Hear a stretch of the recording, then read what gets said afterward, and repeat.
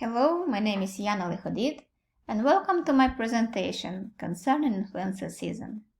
Every year, the United States faces the influenza season that has its consequences, and I have been trying to find out how to reduce those effects.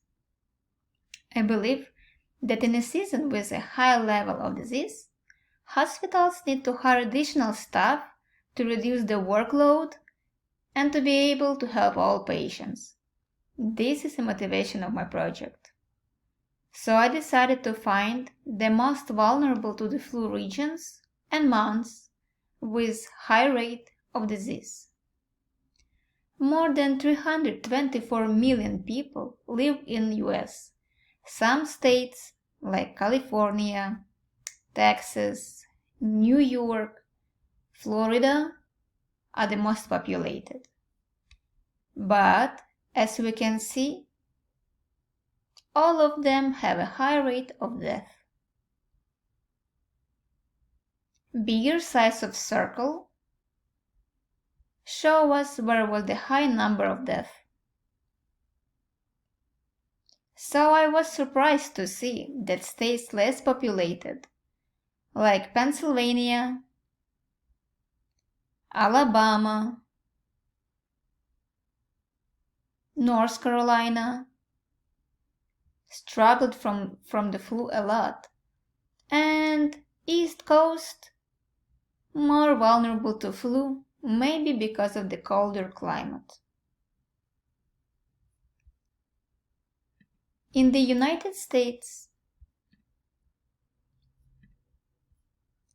the flu season occurs in the winter. While influenza viruses circulate all year round, most of the time flu activity peaks between December and March, but activity can last as late as April. And it is important to know who is under the flu attack. I analyzed data provided by the Centers for Disease Control and Prevention. For our convenience, all population divided by the groups with 10 years difference. So as we can see from the chart, the population 75 plus and 85 plus are at the high risks for developing influenza-related complications and death.